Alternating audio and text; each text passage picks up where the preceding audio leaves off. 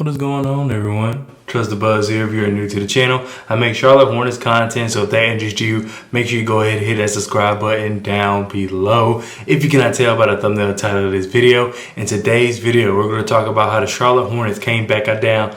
I think they were down 16 points on the road against the, 9-streak winning New York Knicks. The New York Knicks were on a 9-game winning streak, and the Charlotte Hornets went into Madison Square Garden, went down 16, and came back thanks to Kelly Oubre, Terry Rozier, and Gordon Hayward. Hey, look, first of all, good to see you guys. I know I haven't been on video in a long time. Just been moving, as you can tell. The whole room is different. Maybe one day I'll give y'all like a tour of the house, but it's amazing. There's a lot of stuff I haven't unpacked. I just now unpacked the lights. So, I've been here for about a month now. Nah, I wouldn't say a month. A little less than a month. But anyway, you're not here for that. We can talk about that later. You're here for the Charlotte Hornets. So, like I said, the Charlotte Hornets went on the road, went into MSG, and beat the streaking New York Knicks. Now, this game was not easy. There was bad calls on both ends. There was bad calls in the Knicks' favor. There was bad calls in the Hornets' favor. But ultimately, one thing that was huge was that Steve Clifford used a challenge on a play where basically the refs were saying that Gordon Hayward fouled R.J. Barrett, but come to find out, R.J. Barrett lost the ball before Gordon Hayward even contested the shot. And then he didn't make up contact, so then therefore we got the ball back. I think it was 103. Was it 103, 100? It was something like that. I think we were down 3 at the time. And the Charlotte Hornets, that was a huge play in the fourth quarter that put us back. Terry Rozier, great game. Let's go ahead and pull up the stats. So, like I said, Terry Rozier, I think he had a pretty good game. He was able to facilitate the ball a little bit, which is something that we typically don't see from him. It's not that he can't do it. It's just that's not his game. He does struggle to do it. It doesn't come naturally. I wouldn't even say it comes naturally to him like it does Dennis Smith Jr. It takes a little more effort for Terry Rozier to be able to facilitate efficiently. Not facilitate, period, but facilitate efficiently. And tonight, he did just that. He had 7 assists, which for Terry Rozier is really good. Also, 0 turnovers to his 7 assists. So, like I said, great game by Terry Rozier. He was a plus 20. A plus 20. I don't know. These are things that we, as Charlotte Hornets fans, are just not used to. And then also considering LaMelo Ball's out. The season's basically over with. Now, my face is itchy. Maybe I'm nervous. But the season's almost over with. And yet, here we are, going against the streaking New York Knicks, and we're able to beat them on the road. We're on the road. But like I said, Terry Rozier also wasn't the only one having a great game. One person I will talk about who is, if you look at the stat sheet, you can't tell, but P.J. Washington had an amazing game. He frustrated the mess.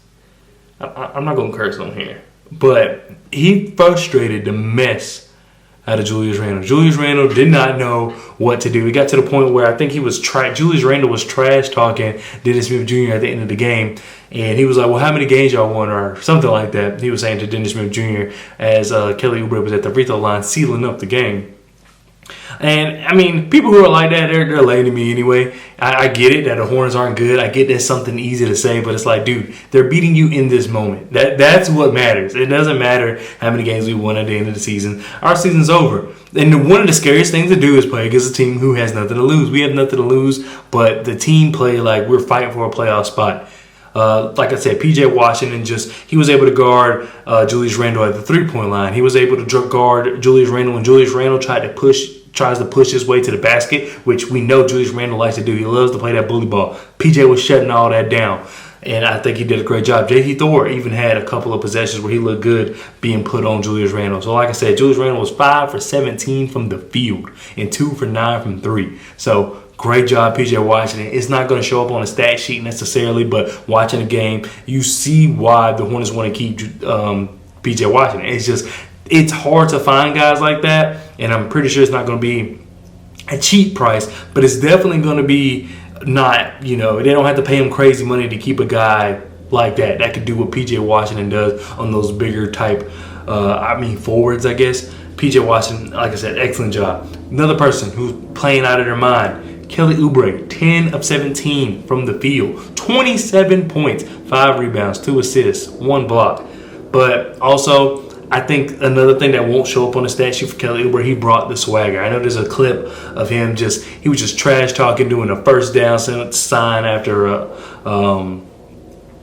turnover by the Knicks. It's just that swagger is what we need. I think that's something that this Hornets team, in a way, is lacking. They need a guy who is going to just be hyped no matter what the situation is. And that guy is Kelly Oubre. And I think that's good. I think we need more guys like that. Guys that can just help guys just get hyped. You're doing something. You're winning a game. You're playing against a good team. Granted, they don't have Jalen Brunson. Hey, we don't have LaMelo Ball. So I think that it's a good thing that we have someone like Kelly Oubre who can provide that. Now, hopefully they re-sign him and he comes back next year. They didn't trade him, and I've said before that to me that's a key. That's basically them saying that they're going to keep him next year.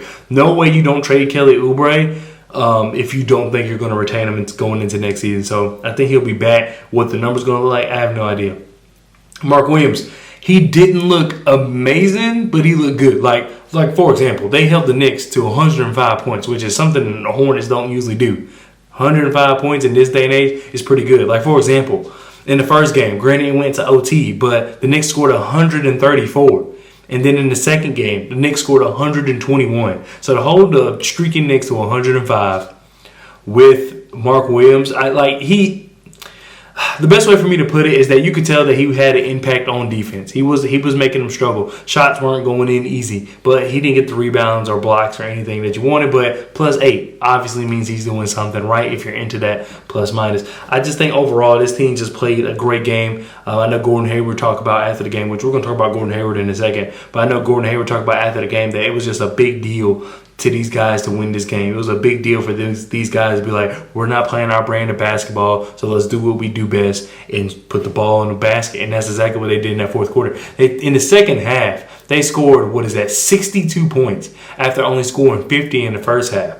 And then they held the New York Knicks. I know 62 is like, okay, especially this day and age. But they held the New York Knicks to 39 points in the second half. That is just something that you typically do not see. Now, with some of it, the Knicks just falling apart, of course. I'm not going to say we just outmatched them, but Charlotte Hornets just did a good job even getting them to that point to be frustrated. The Knicks at the end, you could tell were frustrated. You had guys like Josh Hart complaining. You had guys like Julius Randle complaining. You had guys like R.J. Barrett. He wasn't complaining, but he just had this look on his face of just like, oh, here we go. That's what the Hornets. That's what you could do at this point in the season. You're 20 at the time. I think before this game they were 20-46.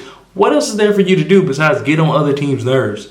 There's not really much, and they were doing that tonight. So shout out to the Hornets, shout out to Steve Clifford for kind of putting that game plan together, putting that into these guys going into the second half of just, hey, we need to buckle down. And I know that it's easy to be like, oh well, the season's over, we can let this game go. No, but you have to. This is something where most of these guys, I'm pretty sure most of these guys are going to be on the roster next year. Have them carry some type of pride into the offseason so we can go into next season. Because to be honest, there's no reason the Hornets should not be good next year. Now, we can talk about that in another video. But by good, I just mean kind of where the Atlanta Hawks are, Toronto Raptors are right now. But somewhere in that area. There's no reason they shouldn't be near 500 at the end of next season. Unless we're just cursed. So, like I said, we can talk about that in another video. But overall, great game. Like I said, Gordon Hayward, he just looked like a pro out there. This is what I like about Gordon Hayward. This is where sometimes I'm like, we really should keep Gordon Hayward. It's not like we're going to get much anyway. I don't want to trade Gordon. It's not going to make me feel any better if we trade Gordon Hayward and get a Mason Plumlee type return. Or we get a second. It's not going to make me feel any. I might as well keep the player. Gordon Hayward, to me, right now, this second, healthy, much better than just having some 20-30 second round pick. I'd much rather have Gordon Hayward if this team is serious about being good next year. Like I said, good, not contending, maybe not even in a playoff spot, but just around that 500 range. If you want to do that, it's probably better to keep Gordon Hayward than it is to trade him for a 20-30 second round pick. Now, I know you say you'd rather have anything for an aspiring contract, especially for a guy who more than likely won't return. It is what it is. Like I said, it just depends on what you're doing as a franchise in the next season. Bryce McGowens had 19 minutes. I like to see the minutes. He just doesn't do much. Bryce McGowens does not do much. And it's not ability. It's more so he just doesn't. he's very patient, and I wish he would just sometimes just take over. But I mean, I get it. I mean, if he did a lot of that, if he just started chucking up shots, more than likely they lose this game. So I understand. I appreciate him for that, for coming in and kind of playing with the flow of the offense, or playing with the flow of the team. But I would like to see more from Bryce McCown. Maybe we'll see that once it gets like 10 games left, 15 games left. Dennis Smith Jr., excellent defense. I mean, for the stat sheet, it looks okay. Like, he only had 3 points, 6 assists, 5 rebounds. But if you watch the game, he played amazing defense. I say amazing, but amazing defense, especially on the perimeter. He was just getting in guys' ear. He was just also just defending guys all the way through. Knicks, like I said, were frustrated, and Dennis Smith Jr. was a big part of that. J.T. Thor, his minutes were okay. Like I said, he was put on Julius Randle a couple of times, and I think he did pretty well, but nothing, crazy there. Nick Richards looked okay. 7 points, 5 rebounds, but to me, it's not even about the stats. He just looked a little outmatched at times. And granted, I get it, Mitchell Robinson, Julius Randle, big bodies, but there was just times, I mean, even Isaiah Hartenstein, he was just kind of struggling against him. So that's something that, I don't know. I have to go back and really get a full opinion on that. I need to go back and watch Nick Richards' minutes, but he just looked a little lost. One game, not concerned about it whatsoever, but that's just something I'm pointing out. Anyway, I mean, great game by Charlotte Hornets. I couldn't be more happy about this team. I think they did. I think they played extremely well, considering LaMelo Ball's out, considering you're on the road, considering you're playing against a team who's on a 9-game winning streak. I think this team can really be something next year. I mean, we'll talk about it later in other videos, but I think these are the type of games where you win and you look at the team and it's like, this team, they could really put something together. Will they? I don't know. I mean, it seems like we're cursed at times, but there's a very high possibility that this team can really do something next year if they keep playing like this, because this was all effort. I mean, Terry Rozier, he was more efficient than usual. Kelly Oubre, definitely more efficient than usual. And Gordon Hayward, this is a pretty good Gordon Hayward game. I mean, 23, 9, and 8. 9 rebounds, 8 assists. Not mad at it from Gordon Hayward at all. Great game.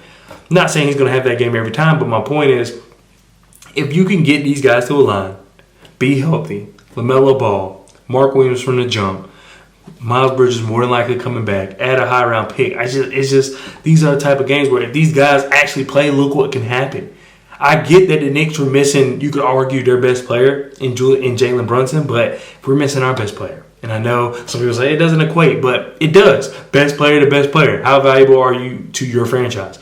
Jalen Brunson is as valuable to the Knicks as LaMelo is to the Hornets. And to be honest, LaMelo may be more valuable. I guess technically Jalen Brunson will be more valuable just because the Knicks are, having a winning season. And Jalen Brunson has changed just the outlook of this entire team. So maybe you could argue there. But my point is, if you can play like this, no LaMelo Ball, have nothing to play for, but you just want to stop a streak and you play like this, I think we can take that into next season. Now, we still got 20 games left. There's going to be some games where they play horrible, and I'm going to be up here mad. But for the most part, I can't be mad at this game.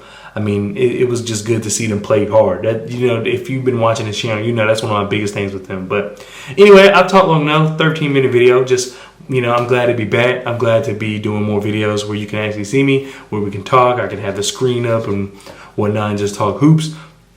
A lot has gone on since last time y'all saw my face, and we'll talk about that when we get to that point. But until then, I'll see you next time. Probably about to record another video that's unrelated to the next game. So I'll see y'all then. Peace.